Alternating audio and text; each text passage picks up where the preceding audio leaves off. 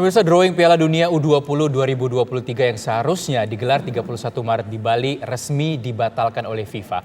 Pembatalan ini tak lepas dari gelombang penolakan terhadap keikutsertaan Israel di Piala Dunia U20, termasuk penolakan dari Gubernur Bali Wayan Koster dan akankah perhelatan Piala Dunia U20 batal digelar di tanah air. Untuk membahasnya, pemirsa, telah bergabung bersama kami ada 3 orang narasumber. Ada Wakil Ketua Umum MUI dan juga tokoh NU, Kiai Haji Marsudi Syuud. Kemudian ada Wasekjen DPP PDI Perjuangan, yaitu ada Bang Ahmad Basyarah, dan juga pegabat sepak bola, yaitu ada Bung Yusuf Kurniawan. Assalamualaikum, selamat sore Bapak semua. Selamat sore Bapak-Bapak.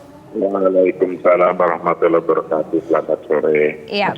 Baik, pertama saya ingin menuju ke Bang Ahmad Basyarah. Pak Ahmad Basyarah, terlebih dahulu sebenarnya jadi bagaimana nih sikap dari PDIP atas rencana pembatalan FIFA U20 di Indonesia atau khususnya di Bali yang sudah dibatalkan karena bertandingnya timnas U20 Israel di Indonesia? Ya, kita dalam hal kita bernegara, kita memiliki apa yang disebut dengan prinsip-prinsip bernegara kita. Salah satu prinsip bernegara kita adalah kita memegang teguh dasar dan ideologi negara kita yang bernama Pancasila dan Undang-Undang Dasar Negara Republik Indonesia 1945 sebagai konstitusi kita bernegara. Di Mukaddimah Undang-Undang Dasar 1945, di sana terdapat apa yang disebut norma fundamental dasar negara atau stat fundamental norm. Dan di dalamnya juga ada guru norma dasar kita yang disebut Pancasila. Di alinea pertama, pembukaan Undang-Undang Dasar 45 kita menyebutkan bahwa segala bentuk penjajahan di atas muka bumi ini harus dihapuskan karena tidak sesuai dengan pri kemanusiaan dan pri keadilan. Kemudian di alinea keempat ditegaskan bahwa salah satu tujuan bernegara kita adalah untuk ikut serta menjaga ketertiban dunia yang berdasarkan perdamaian abadi dan keadilan sosial. Bahkan di guru normnya, di Pancasilanya, sila kedua, kita menjunjung kemanusiaan yang adil dan beradab. Dasar dan ideologi negara kita serta stat fundamental norm bangsa kita ini oleh Presiden-Presiden Republik Indonesia kemudian dijabarkan bahwa segala bentuk penjajahan apapun di muka bumi ini harus dilenyapkan. Maka sejak Presiden Soekarno, kemudian Presiden Soeharto, Presiden Habibie dan seterusnya, Presiden Megawati Soekarno Putri dan seterusnya menentang penjajahan bangsa Israel terhadap bangsa Palestina.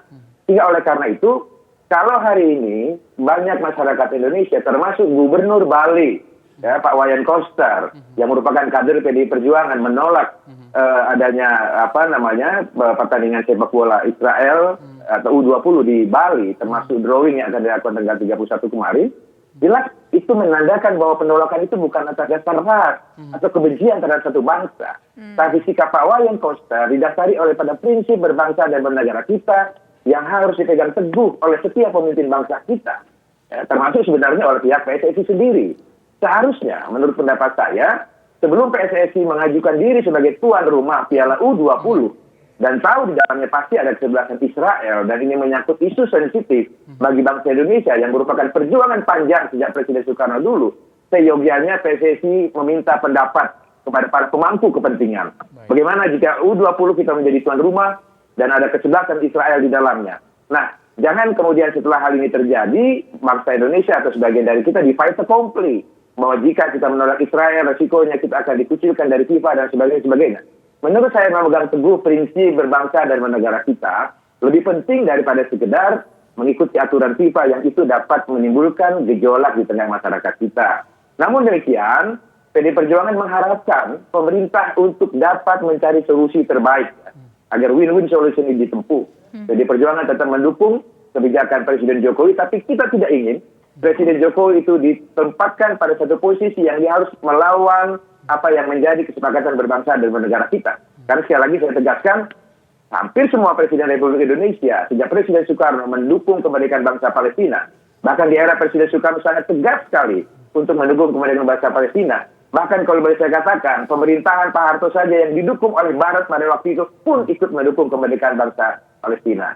Jadi Tisa dan Rizky serta pemirsa sekalian, saya kira sikap Pak Wayan Koster membuktikan bahwa penolakan terhadap timnas Israel bukan urusan kebencian terhadap satu suku, satu bangsa, atau senegara, tapi demi menegakkan prinsip berbangsa dan bernegara kita. Saya kira demikian. Baik. Saya ke Bang Yusuf. Bang Yusuf, akankah ada ancaman dari FIFA kalau penolakan terhadap Israel ini muncul terus di tanah air di Indonesia, Bang?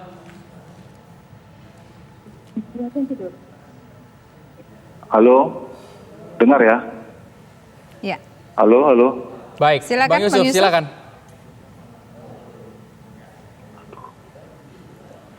Ya, jadi kalau menurut saya, ini saya kelihatan ya. Belum terlihat tapi suaranya sudah terdengar, Bung Yuke, silakan. Oke, jadi kalau menurut saya memang ini ada dua dimensi yang berbeda ya. Yang pertama, memang tadi sudah disampaikan bahwa kalau mengikuti konstitusi ataupun juga dasar negara sudah jelas ya posisi dari pemerintah ataupun juga negara tentang bagaimana positioningnya kita gitu ya terhadap Israel. Tapi dari aspek sportnya, olahraganya ini memang tidak ketemu. Soalnya kita kan sudah jelas pada tahun 2019 kita sudah mengajukan diri dan kemudian dipilih oleh FIFA sebagai tuan rumah Piala Dunia U20 dan kita harus terima konsekuensinya gitu.